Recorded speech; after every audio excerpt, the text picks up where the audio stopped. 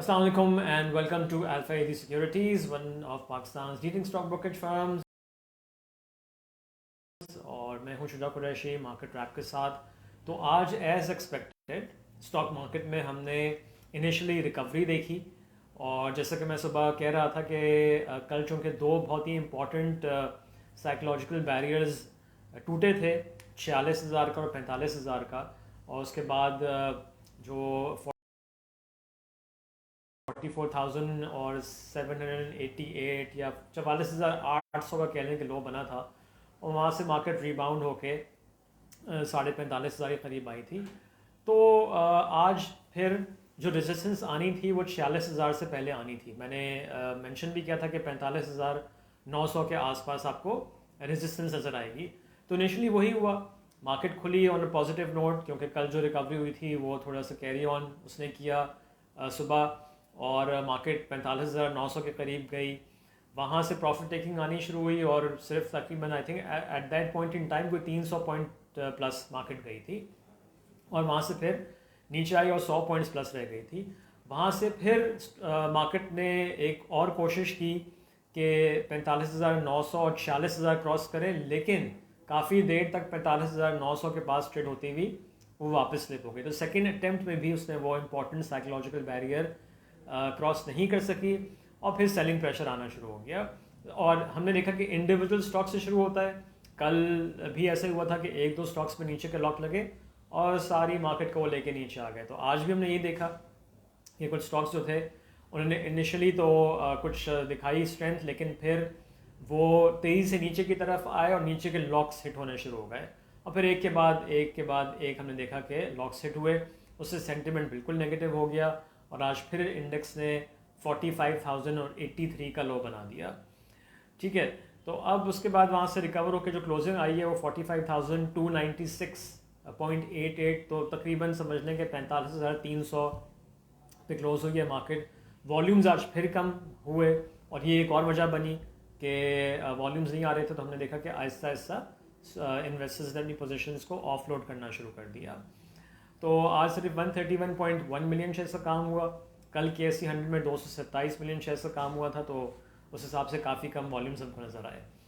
तो ये मैंने सुबह भी कहा था कि देखें फ्यूचर्स का रोल ओवर का अभी ये चल ही रहा है। आज का भी दिन है वो ख़त्म हो गया, कल का भी दिन है। सो थोड़ा सा कॉशियसली काम करें और प्रॉफिट टेकिंग ज़रूर करें, और 45,900 का जो लेवल है उसको जहन में रखें। अच्छा, अब ये क्या करना चाहिए गोइंग फॉरवर्ड? कल का लास्ट डे है फ्यूचर्स रोल ओवर का, हफ्ते का भी आखिरी दिन है। कोई एज सच पॉजिटिव ट्रिगर अभी नहीं है। हाँ, थोड़ा सा आगे जाके पॉजिटिव ट्रिगर्स आ सकते हैं in terms of IMF programme, सबसे बड़ा तो यही है। ठीक है, तो but at the same time हम देख रहे हैं कि वैल्यूज़ काफ़ी स्टॉक्स में अट्रैक्टिव हो रही हैं। हमने कल भी देखा था कि जहाँ पे लोज कल बने थे तो वहाँ से एक शार्प रिबाउंड हुआ था। तो जहाँ जिन स्टॉक्स में शार्प रिबाउंड हुआ था और जो कल लोज बने थे, आज वो लोज नहीं बने। तो ये थोड़ा सा एक दिलासा देने वाला मेरे ख्याल में है पॉइंट। बट अगर कल हम देखें कि मज़ीद मार्केट नीचे आती है, और देखिए कोई इसमें कोई वईद नहीं कि जो इससे पहले कल जो लो बना था 44,800 का, वो वापस भी मार्केट टेस्ट कर सकती है। ठीक है, तो ये ज़रूर जहन में रखिएगा। और वहाँ पे अगर वो नज़र आए लेवल, तो वहाँ पे थोड़ी सी एक्यूमुलेशन करके अगर मार्केट बाउंस बैक करे दोबारा इंट्राडे बेसिस पे ही, तो वहाँ आप जो है वो प्रॉफिट टेकिंग करें, और फिर वापस वेट करें मार्केट का नीचे आने का, क्योंकि कल दो सेशंस हैं फ्राइडे को। हो सकता है कि शुरू में कुछ तेज़ी आए और फिर प्रॉफिट टेकिंग आ जाए, और फिर सेकंड सेशन में जो अगर कोई पोजीशंस रह गई होंगी रोल ओवर करने के लिए, तो फिर उसका प्रेशर दोबारा आ सकता है। तो अगर सेकंड सेशन में प्रेशर आए, तो फिर वहाँ पे जो प्राइसेस नीचे की तरफ आए, वहाँ पे भी थोड़ा सा देखा जा सकता है अच्छे स्टॉक्स को। बट आई थिंक थोड़ा सा, जैसे मैंने कहा, कॉशियसली काम करें।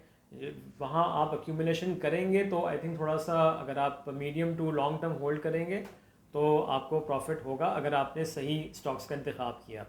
अच्छा, वो सही स्टॉक्स क्या हैं, कौन से हैं? काफ़ी हैं। आज भी अगर हम देखें तो हमको नज़र आ रहा था कि कौन से स्टॉक्स में हमको जो है वो इंटरेस्ट नज़र आ रहा है या कौन से स्टॉक्स ज़्यादा नहीं टूटे हैं। मैंने कल इंटरनेशनल इंडस्ट्रीज़ की एग्जांपल दी थे जो कल 156 पे चला गया था, वहाँ से फिर उसमें बाइंग आई और 175 तक गया। तो आज हमने देखा कि इंटरनेशनल इंडस्ट्रीज़ ने कल वाला सारे कल वाला इंडेक्स का लेवल भी नहीं आया, तो हम नहीं कह रहे कि जी उसको भी इतना आना चाहिए था, बट आज का लो था 167 रुपीज़ एंड 1 पैसा का और हाई था 175.51 का, तो कुछ कल जो हाई बना उससे ज़्यादा ऊपर नहीं गया। फिर हमने देखा है कुछ स्टॉक्स जो एक्स डिविडेंड हो गए वो अट्रैक्टिव लेवल्स पे आ रहे हैं गोइंग फॉरवर्ड, उनमें भी हम इंटरेस्ट देख सकते हैं। और काफ़ी स्टॉक्स ऐसे हैं जो वैसे ही बहुत टूट गए हैं, और अगर हम रिफाइनरी स्टॉक्स को देखें वो बहुत नीचे आ गए हैं। जो उनके हाइज पिछले हफ्ते बने थे जब एक्सपेक्टेड था कि जी खबर आएगी about refining policy being approved, तो उसके बाद से जो उन्होंने जो हाइज बनाए थे, नेशनल रिफाइनरी को देख लें जो तकरीबन आई थिंक 450 पे चला गया था, आज उसकी प्राइस जो है वो हमको नज़र आ रही है कोई 325 रुपये 92 पैसे पे क्लोजिंग हुई है और 323.66 का लो था, ये देख लें। या आप पाकिस्तान रिफाइनरी देख लें जो 23.5 तक भी गया था और आज हम देख रहे हैं 17 रुपये 33 पैसे पे है। तो ये स्टॉक्स 25 से 30% नीचे आ चुके हैं अपने हाई से जो पिछले हफ्ते में नज़र आए थे। तो और भी बहुत सारे स्टॉक्स ऐसे हैं कि जो बहुत शार्पली गिरे हैं, तो उनमें हम रिवर्सल देख सकते हैं। सो थोड़ा सा आई थिंक ये घबराहट तो होती है जब मार्केट इस तरह क्रैश करती है, लेकिन अगेन गोइंग फॉरवर्ड जैसे मैंने कहा कि होमवर्क अपना रखें, उन स्टॉक्स को आइडेंटिफाई करके रखें कि जहाँ पे आपको उन्हें लेना चाहिए, बिकॉज आगे जाके अर्निंग्स बेहतर हैं, डिविडेंड अच्छा आ सकता है। सो उसमें आज हमने देखा, चले मैं एक ही बात कर लूँ, हब पावर कंपनी आज एक्स डिविडेंड हुआ है और उसके बाद 74 के आसपास ट्रेड कर रहा है। पिछले माली साल में जो जून 30 को ख़त्म हुआ था, पूरे साल हमने देखा बड़ा अच्छा डिविडेंड दिया, तो उसको ही अगर हम देख लें उस हिसाब से भी बहुत अट्रैक्टिव है हबको इस लेवल पे। सो जो डिविडेंड तो मिले गई जब अनाउंस होगा, बट यहाँ से कैपिटल गेंस के चांसेस भी हो जाते हैं। सो इस तरह से और भी काफ़ी स्टॉक्स हैं। अगर आप EPCL ले लें, एंग्रो पॉलीमर, आज ये 1 रुपये 67 पैसे प्लस बंद हुआ है, ठीक है, 55 रुपये 12 पैसे पे।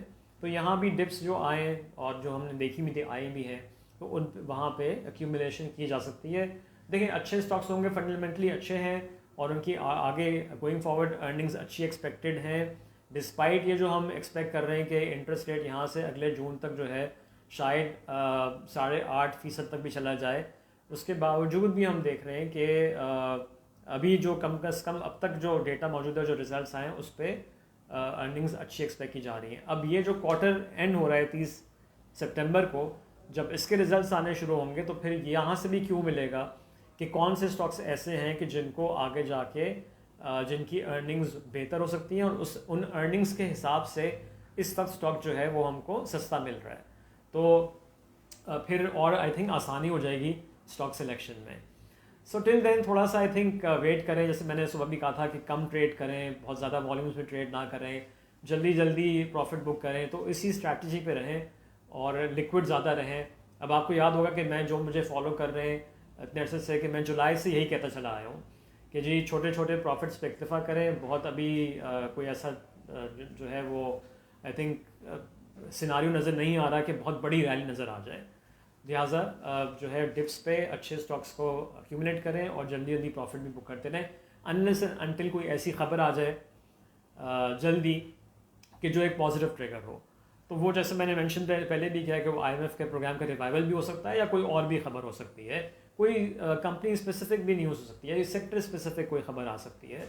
सो जब तक कोई ऐसे पॉजिटिव ट्रिगर्स नहीं आते, आई थिंक थोड़ा सा इसी स्ट्रैटेजी पे काम करें और तो फिर इतनी परेशानी मेरे ख्याल में नहीं होगी।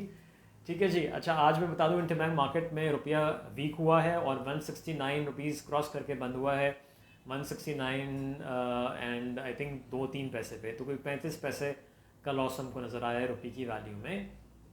सो ये भी हम देख, इस वजह से भी हम देख रहे हैं कि मार्केट में प्रेशर बरकरार है। So let's hope for the best और देखते हैं सुबह तक क्या और क्या खबरें आती हैं, तो फिर सुबह और बात करेंगे। तो हैव अ नाइस इवनिंग, इंशाल्लाह सुबह मुलाकात होगी। टेक केयर, अल्लाह हाफिज़।